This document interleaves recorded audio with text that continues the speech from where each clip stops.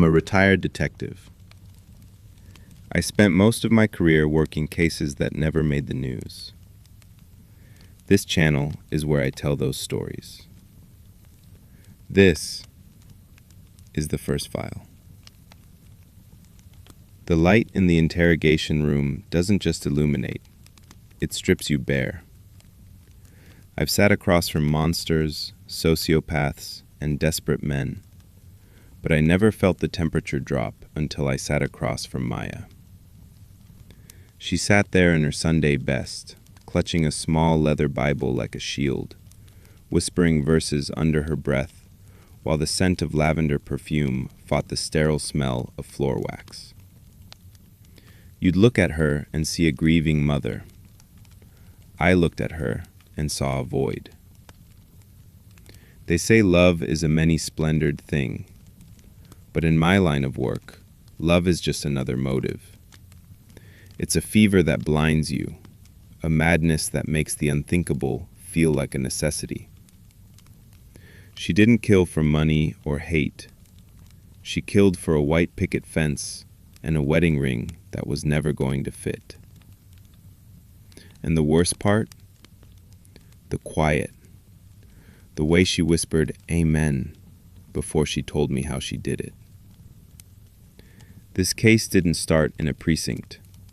It started years ago in a small town outside Chicago. I was a sergeant back then, working under Captain Arthur Miller, a man with a memory like an iron trap.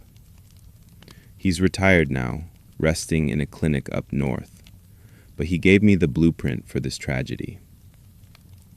It starts with a girl named Maya. Maya was the kind of girl everyone in a small town expects to make it. Bright, beautiful, a straight-A student. She was halfway through her senior year of high school when the trajectory of her life hit a wall. In our world, we see it all the time. The golden boy syndrome. A kid from a high-profile family, old money, political ties, decides to treat the world like his personal playground. This kid, let's call him Julian, had the fast cars and the expensive watches his daddy bought him. He didn't hang around the girls in his own social circle. He liked the projects or the modest suburbs. He liked girls like Maya, who thought a ride in a Porsche was a ticket to a different life. He didn't want a girlfriend. He wanted a driver's ed car. Something to practice on, to beat up, and to leave in the ditch when he was done. By the time Maya realized she wasn't the lead in a romance movie, she was pregnant. Julian vanished. His family's lawyers made sure of that. No phone calls, no child support, just a cold wall of silence and the threat of a defamation suit if she spoke his name.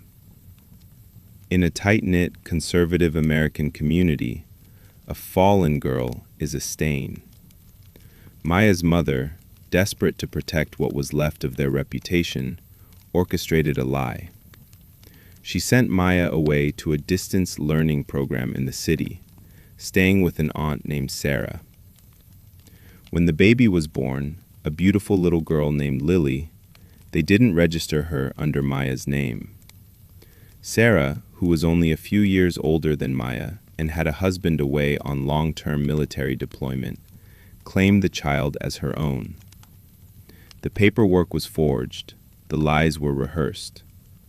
To the world, Lily was Maya's cousin. To Maya, she was a secret she had to visit in the shadows. Maya tried to move on. She took jobs in retail, then as a seamstress. She was always looking for a way back into the light. She dated, but the secret always caught up to her. One guy, a local deputy, broke it off because he heard rumors she wasn't as pure as she claimed. Another, a veteran from the base, flat out accused her of having a past and demanded she prove her virtue. The psychological toll was immense. She became obsessed with the idea of marriage, not for love, but for erasure.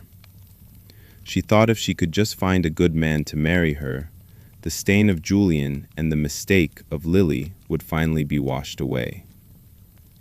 Then came Marcus. Marcus was a local tailor, successful, handsome, and traditional.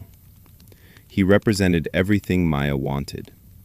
He had a house, a business, and a standing in the community. They started dating, and for the first time, Maya felt the white picket fence was within reach. But there was a problem.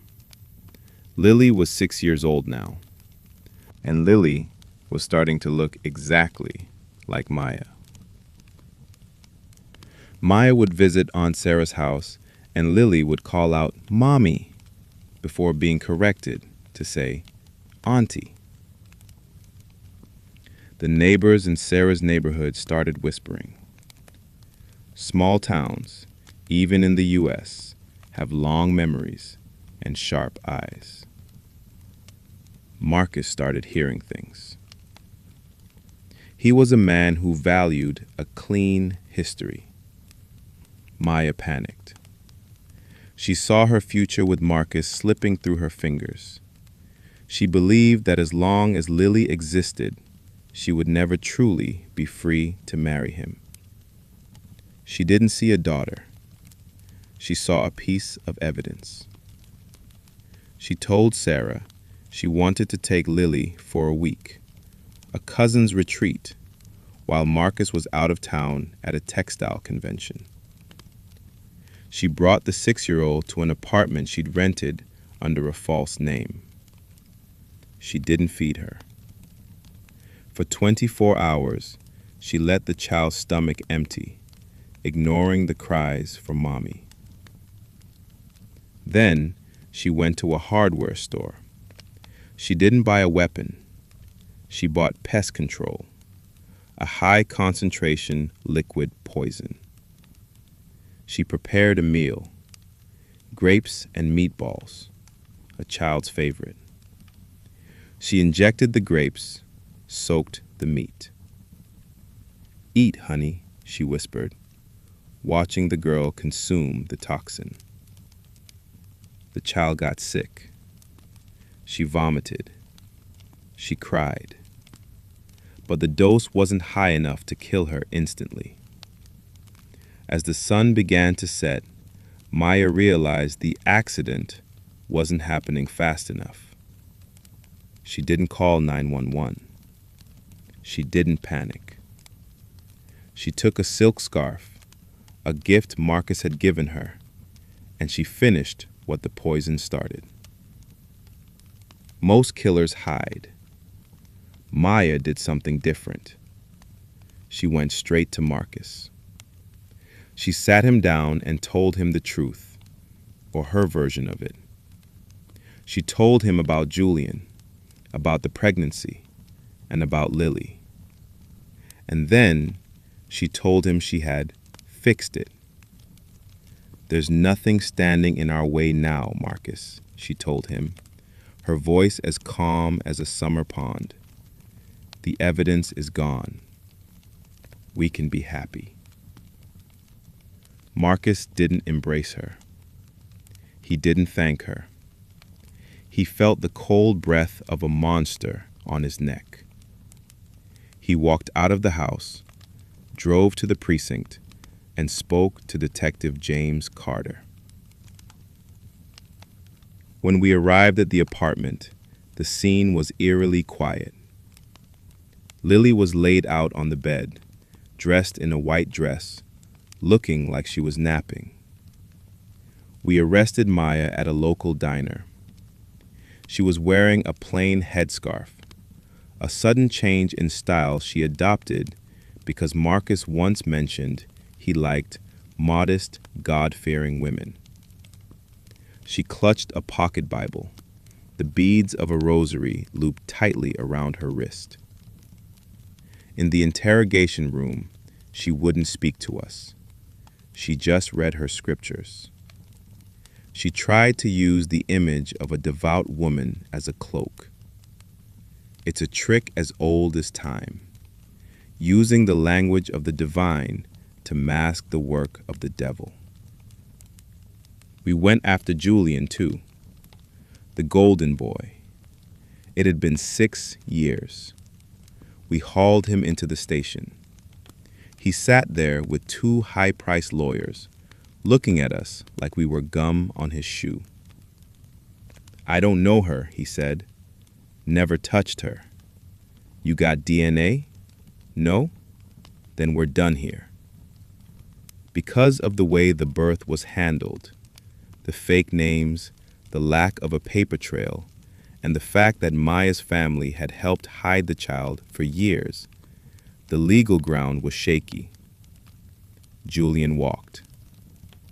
The system that protects the powerful did exactly what it was designed to do.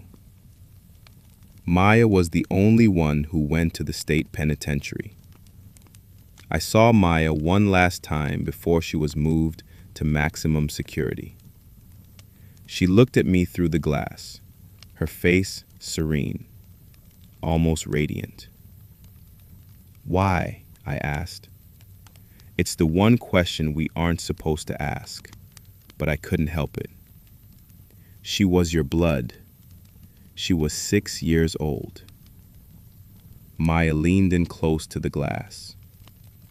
"Marcus said he wanted a life without shadows," she whispered. I just turned the lights on. I walked away and never looked back. People ask me why I don't go to church anymore. They ask why I prefer the company of dogs to people. I tell them it's because a dog will never tell you they love you right before they take everything you have. The case of Lily and Maya, it isn't a story about a crime. It's a story about what happens when they value our image more than our souls. Somewhere in a graveyard in a town you've never heard of, there's a small headstone with the wrong name on it. And somewhere in a prison cell, a woman is praying for a wedding that will never happen. The silence. It's the loudest thing I've ever heard.